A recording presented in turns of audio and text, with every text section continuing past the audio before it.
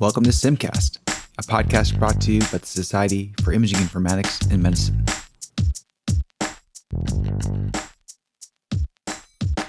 Greetings, SIIMCast listeners. Today, we've had the pleasure of sitting down with Dr. Marc Kohli to talk about his informatics journey. Dr. Marc Kohli is a professor of radiology and biomedical imaging, medical director of imaging informatics for University of California, San Francisco Health, and the associate chair of clinical informatics for the Department of Radiology and Biomedical Imaging. Marc co-leads imaging IT at UCSF, focusing on operations and application support for a variety of clinical services at UCSF. Marc has an extensive record of service to informatics, former chair of the board of directors for the Society of Imaging Informatics in Medicine, SIIM. He also participates on the committee for radiology informatics, the RIC for RSNA, and also as the co-chair of a joint RSNA ACR committee on common data element CDEs. See radelement.org. Marc has given more than 100 invited lectures on informatics at national conferences, as well as numerous international lectures. One of his YouTube videos on radiology informatics, we'll put the link in the description, has been viewed over 24,000 times since 2014 and is used in imaging informatics education around the globe. It's also famously known as the elephant video. Most of us affectionately know it as that. So I hope you enjoy this episode as much as we've enjoyed chatting with Marc live. Thank you.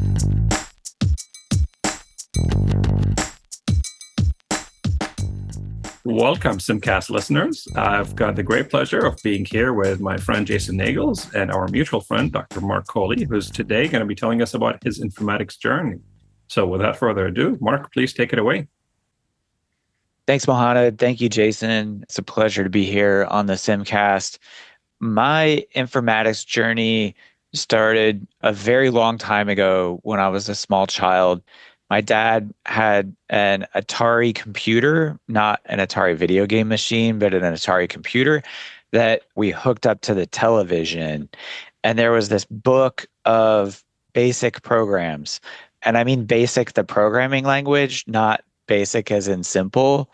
And all I knew was that if I typed in all of these things like 10 space, 4 space, 10, go to 30, that when I got to the end and I typed run, that something would happen. And I had no idea what I was doing, but I kind of learned some of the syntax and kind of learned some of those things just at a very young age. I was fortunate in that my dad had a number of other computers and was very supportive of me, learning some programming. So I've been a programmer definitely since probably middle school. And then I took a computer course in high school.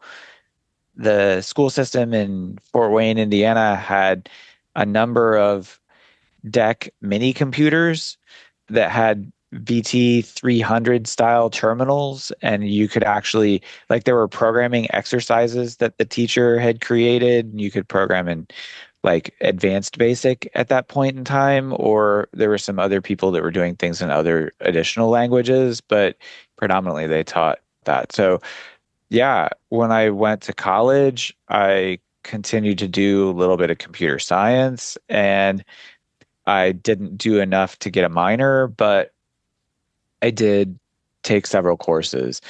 At the end of my college time, I had this decision point where I was like, well, do I want to go into medicine or do I want to go into computers?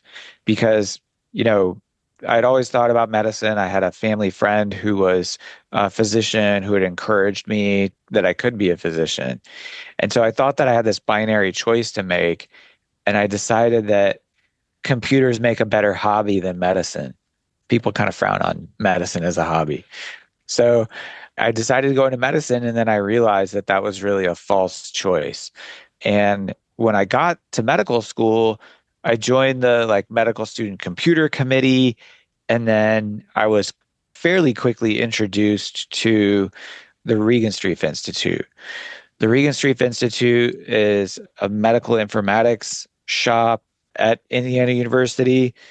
They had created one of the very first electronic health records. It was a homegrown electronic health record that ran the public hospital for many, many, many years in Indianapolis.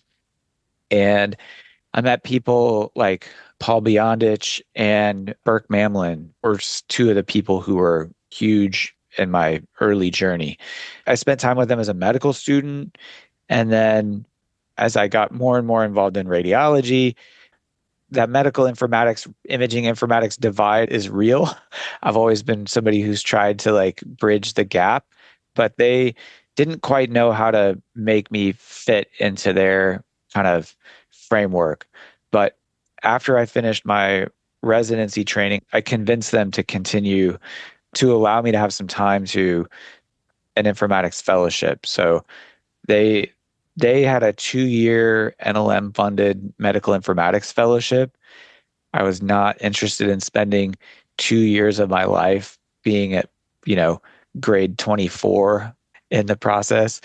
I was not interested in spending another 2 years of my life working on that, but they did give me a place to hang out for 6 months. I'm curious, when you talk about your journey, so you got bit by the technology bug. You mentioned mid-school is when you're doing the advanced basic stuff. And then a little bit before that, you had the Atari computer. When did you get bit by medicine? You mentioned you had a family friend that was a doctor, but could you expand a little bit more on that part of it? Yeah, so that was like late in high school. We had this family friend who was a doctor. Actually, I've talked to Mohanad about him before because he had a cottage that was in Ontario on Lake Erie that we would go and visit in the summers. So Port Stanley, Ontario, for those of you who may know the area specifically. And yeah, he was a customer and friend of my father's. We would go and visit him on the weekends. There was one point in time where he had me come and shadow him in his clinic. He was a primary care doctor. I think he took great pride in throwing a medical journal in front of me and said, here, read this and tell me what you think it means, with basically no training or understanding. I'm not sure whether I passed or failed that test, but, it was memorable one way or the other. Yeah. And then, I don't know, I kind of like gone during my career, I've kind of been willing to play the game and unwilling to play the game at different parts of the time. And I would say that college for me was really not willing to play the game kind of when it comes to like getting into medical school. So I never really considered myself to be like a pre-med person. And I didn't go to the pre-med student interest group. But it was just this thing. It was like, this is something that's an option. And I was holding it as an option as I went through college. And then at the end, I was like, I don't have any other better options. So maybe this is coming in your story, Mark, but I'm actually now also very interested. So when the choice was made that you're going to go into medicine, and I love your quote about medicine doesn't make for a great hobby. I totally agree. How did you decide to go into radiology? Was it that you actually were interested in radiology, or is it because you decided, hey, it's the closest specialty to computers, and this is what I like, so I'm going to go that direction? That's a great question. Thanks, Mohanad. Yeah, I actually didn't know anything about radiology prior. I think most people don't, right? You don't have much exposure. Ha. So when I got to medical school, there was a radiologist who would come to our anatomy classes on Friday, and he was super funny, super excited about radiology, and super engaged. And this is back in the time of overhead projectors. So he would just throw films up on the overhead projector and just like talk about them and project them in the class. So it was really the excitement that he brought that opened my eyes to the possibility. And then that was first year of medical school. I needed a job or something to do between the summer between first and second year, because that was like old school college, like you've got the summer off kind of thing. So I actually asked him if they had any work for me. And he said, yeah, we can pay you to do research this summer. And so I spent time in the interventional radiology clinic. I was connected with an interventional radiologist, and I did a whole bunch of research on, central venous catheters and this thing called cuff retention.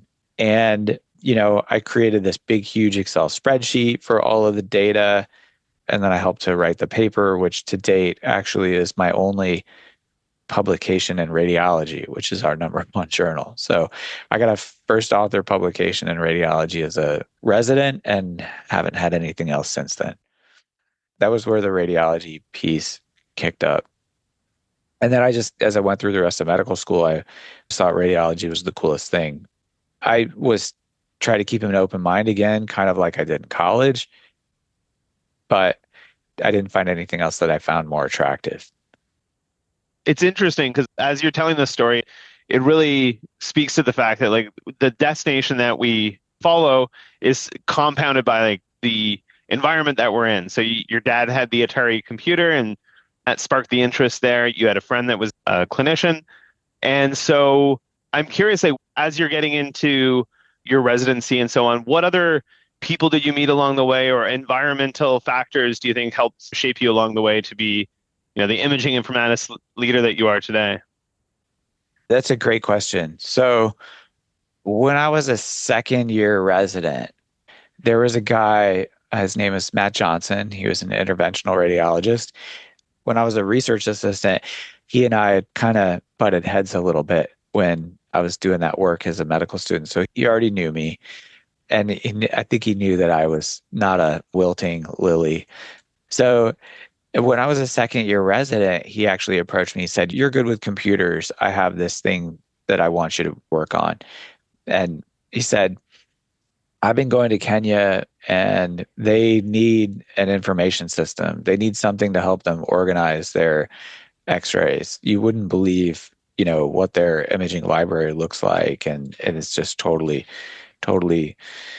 different." And the nice thing about it was that the Indiana School of Medicine had this long-term history with the medical school in Kenya that I ended up going volunteering at. But that actually was really, really, really heavily integrated with the Informatics Institute with Regan Streif Institute. So Regan Streif, in the early days of the IU Kenya program, Regan Streif had built information systems that allowed them to do clinical work in Kenya. So the same people that I mentioned earlier that I'd met in medical school, Paul and Burke, they were active in Kenya. So our paths ended up crossing again. So I ended up going to Kenya, helped to develop a digital photography-based mechanism for capturing film chest radiographs and built a web-based application as a database to essentially support those. Later on, I slapped that together with DICOM for Che, the archive, so that we could actually have both like the digital photography images and the DICOM chest x-rays together. So I had a lot of like kind of on the ground practical experience that I worked on in imaging informatics, even as a resident. And those folks really supported me throughout that journey. Regan Streif, by the way, is the place where Loink was born. So I, had a personal relationship and knew the two folks who created Loink, and was really just a big part of my, as again, Jason, to your point, I just got lucky. Indiana was the state that I lived in. It was the one medical school that I got into. It was a big, fortunate piece of my environment. What year would this have been that you were going to Africa and getting to experience this? I think that my first trip was in 2005. So, I mean, the other thing, just to mention, the first time that we went to Kenya, the internet was a shared dial-up line that everyone, like there were 20 some plus people living in this place. And, they actually had a shared email account. Like they didn't want everybody to be, hooking up their own computer to the phone line and the modem. And so they literally had like a shared email account that you told your family to like put your name in the subject line. I mean, it was just kind of ridiculous to say out loud today, but that was what we had the first time. Now they have Starlink available if they wanted, and there's, it's a whole different world now. It is a whole different world. I mean, now I go and I get a mobile phone and the internet's, just as fast as it would be at home. The house has access points all over the place and fiber optic connections to the, stuff downtown. Yeah, it's a completely different world. So I guess just continuing on with this, right now in this story, we're in Indiana and it's 2005, but that's not where you are today. Yeah. So what's the rest of the journey that takes you to where you are? Yeah, so I talked a little bit about my fellowship. So you also mentioned other people who supported me along the way. One of my other main supporters was a woman named Valerie Jackson. She was the chair of the Department of Radiology during much of the time that I was a resident. She's past president of the RSNA. She was the executive director for the American Board of Radiology for a long period of time. I think she may have also been on the board of chancellors for the ACR. Just a fantastic person to have in your corner. And this is at a time you have to remember when I had spent a lot of my time explaining what informatics was, right? Like there used to be a question in the pre-deep learning, pre-AI era, like, well, what is informatics anyway? So there weren't a lot of programs who were investing in a physician informaticist. So I was really lucky. She gave me the leeway to create my own fellowship. I spent about 6 months doing fellowship work. Part of that was at the Regenstrief Institute, but I spent a month at the University of Maryland with Paul Nagy when he was there, because he was there before he was at Hopkins, and Elliot was also there. At the University of Maryland, I would say is probably the thing that is the most relevant to me as far as like my final destination. There, Paul introduced me to SIIM. I had no idea that SIIM existed. Paul said, I'll get you to give a talk. I think I said, well, I like this HL7 stuff. That's what I taught myself in fellowship. I taught myself scheduled workflow and HL7 and interface engines. I learned Mirth as a fellow. So I was like, I can run a Mirth learning lab. And that was, I think, the first thing that I ever did for SIIM. Paul got me a chance to do that. And you can probably see those footprints throughout the rest of my participation, with the elephant video and all the other stuff. So Paul was really fundamental. I met one of my great friends to this day, Safwan Halabi. I met Safwan during my month at the University of Maryland. Ross Felice and Ken Wang, I spent time with both of them. They were Hopkins residents at the time. And I met, Mark Daly and Chris Meenan and, just a huge number of people that would be Christopher Toland, Max Warnock. I met all these people who would be people that I would continue to interact with to this day as a foundation of my career. I've got a slightly tangential question here, because now that you mentioned people like Max Warnock and Toland, I know about that intersection in life because I feel like you guys all met over your love for the Ruby programming language, right? And Yes. You're laughing already. But then here's the thing I don't understand. You've also done a lot of work with Java-based applications like Mirth and DCM4Che. How do the two work together? Do you cringe every time you have to go into Java? Java, I never had to do any really, well, to be honest, like CS 102 at Indiana was Java. And it was like the introduction to object-oriented programming.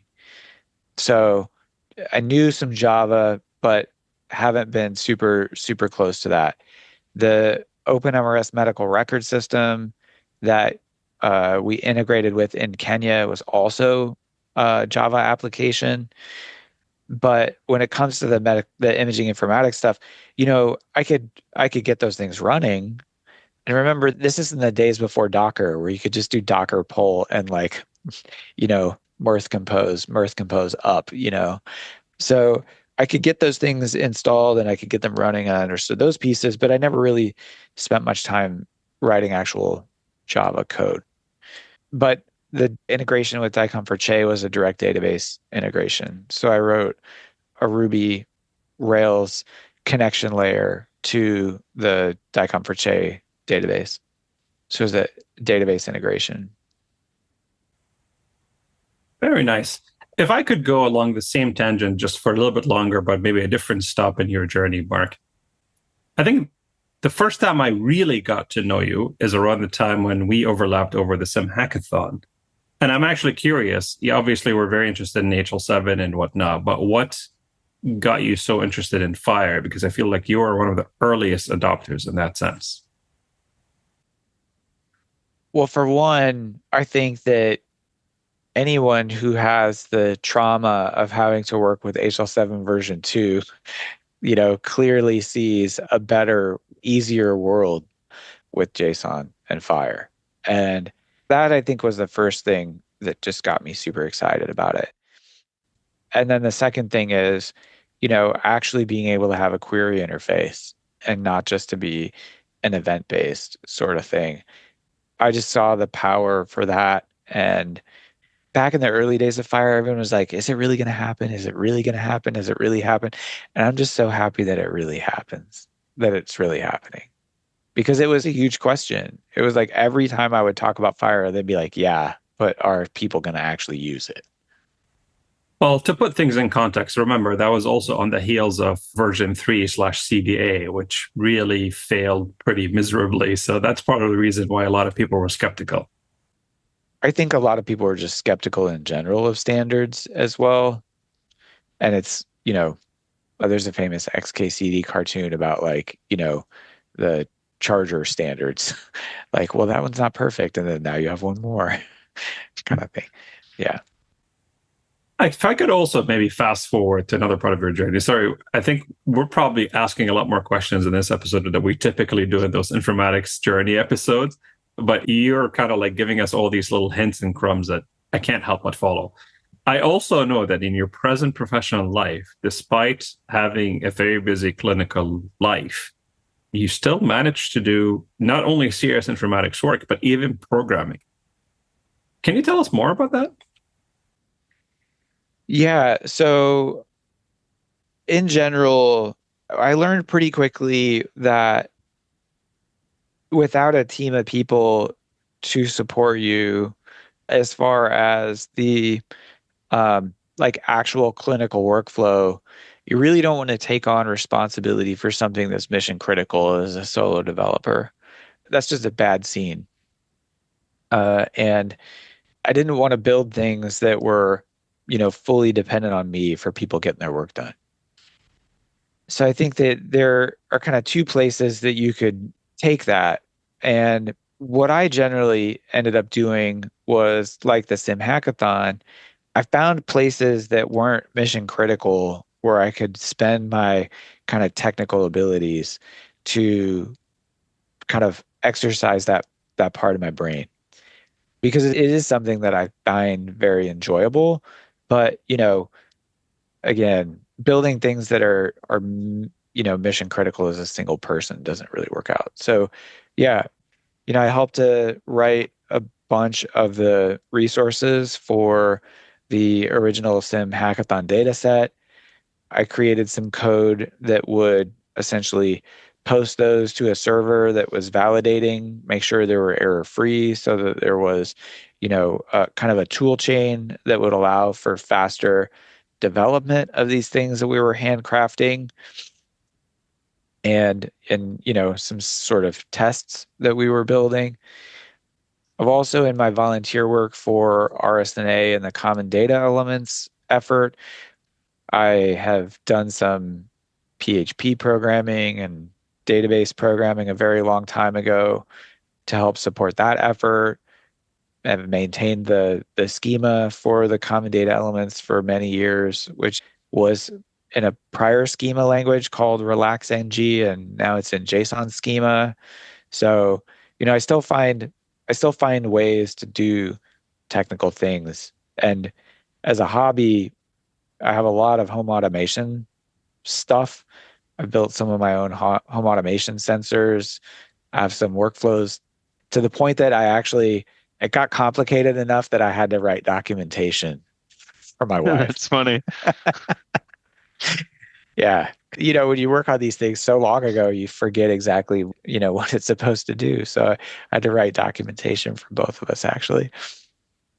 So I assume these automations got beyond the point of just restart it. Yeah, basically. Yeah. They're complicated with multiple APIs strung together. But like the one that I think is the most fun is that, I live in a very dense urban environment. And so we have an electric car, and the electric car, I couldn't use like connection to the Wi-Fi network as a proxy for the car being parked in the garage. Sometimes it's in the garage, sometimes it's on the street. So I built a little ultrasound sensor that measures the distance between the ceiling beams and the floor. But when you park the car, then the distance drops. And that's, after it stays that way for a period of time, that's basically the cars in the garage.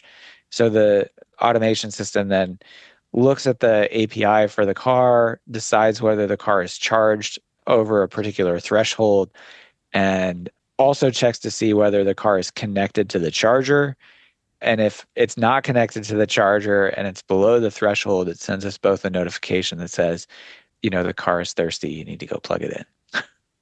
So there's things like that have been fun. And so just directing it back to like the imaging side and imaging informatics, you had filled the role of the chair of SIIM for a couple of years. What years were those again? Oh, that's mean. I'm putting you on the spot now. Okay. Well, that's not the question, but I was more interested in the experience and like, well, what a story is. You mentioned Paul inviting you to this organization that you'd never heard of before. And then fast forward however many years later, you're taking a really significant role in the direction of the organization.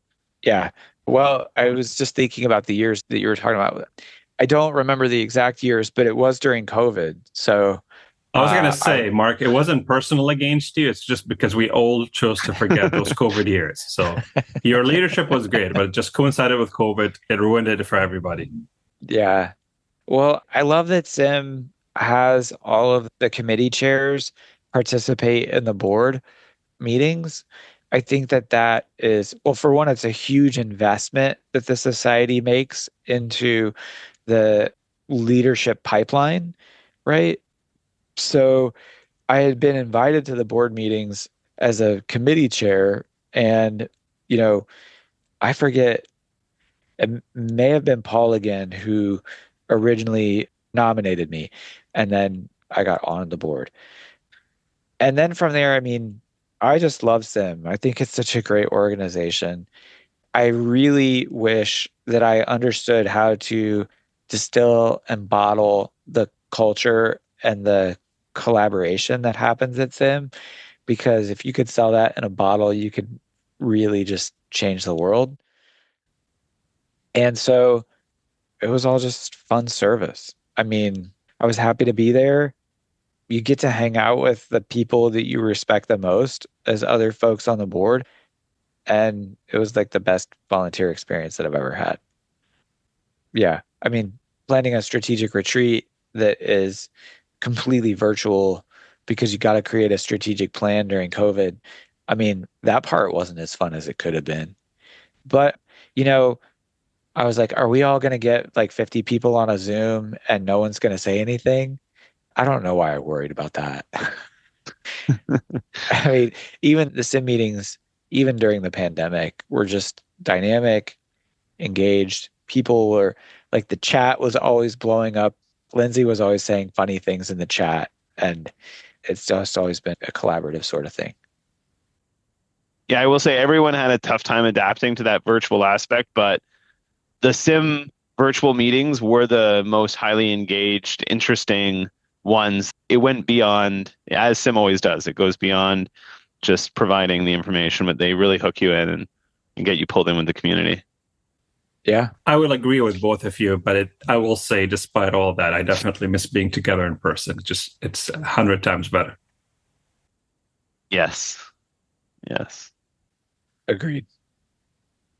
Mark, I'm curious if I could go back to your journey of being involved with SIIM. So again, I met you before the hackathon, but the hackathon is where I really got to know you and, work together pretty closely.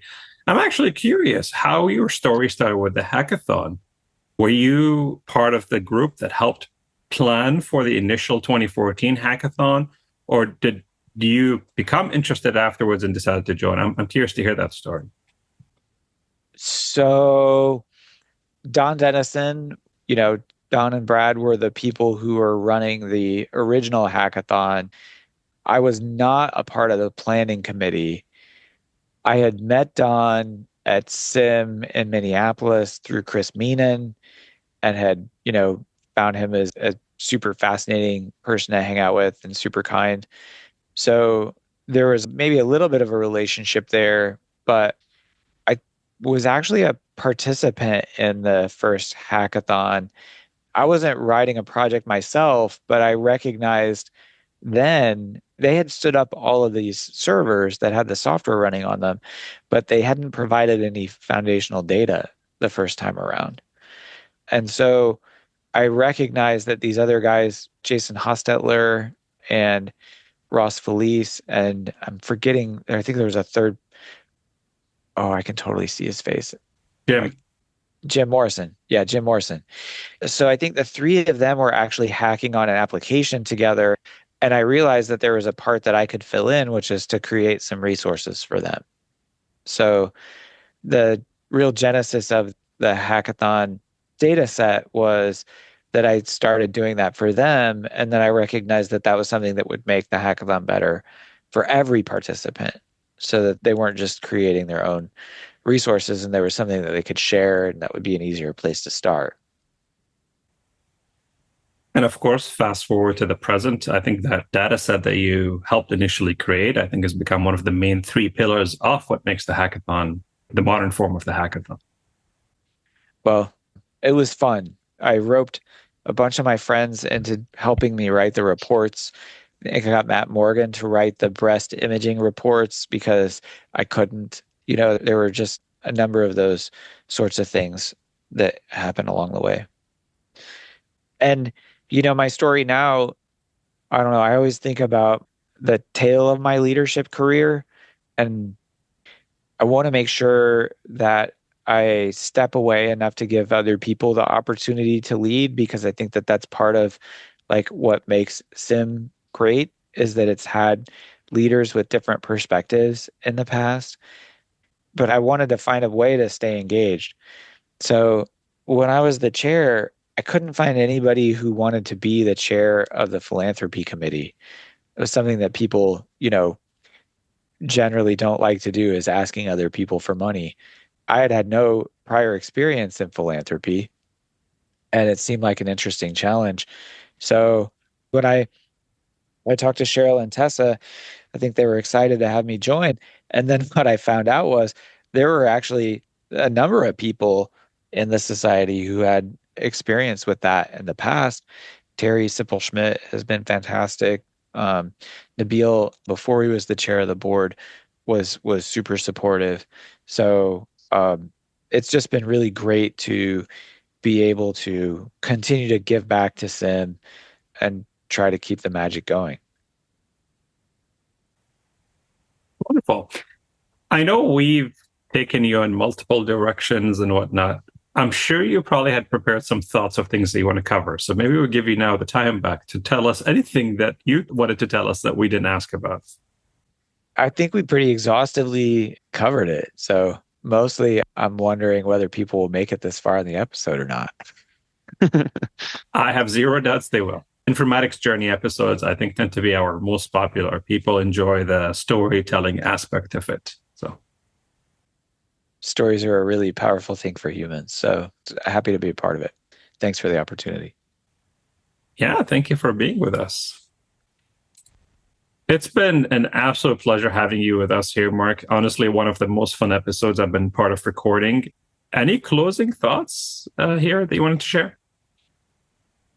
So when I look back and reflect upon my time, I know you've heard a lot of people's names, but it's really the people and the relationships that have been profoundly transformational for me, all the people who supported me and sponsored me.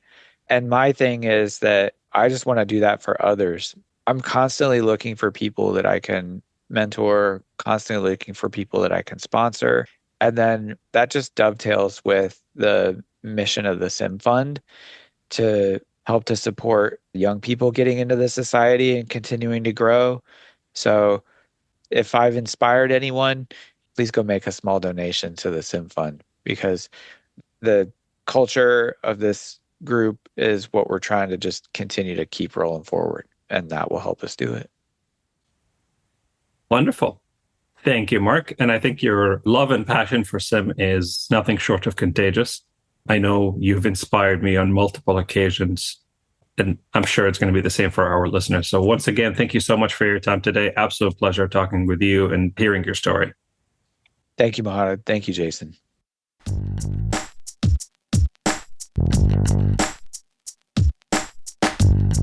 SIIMCast has been brought to you by the Society of Imaging Informatics and Medicine. Please visit our website at SIIM.org for more information and educational content, including webinars and an archive of prior episodes. Please follow us on Twitter at @SIM_tweets. Thank you to our listeners for your continued support.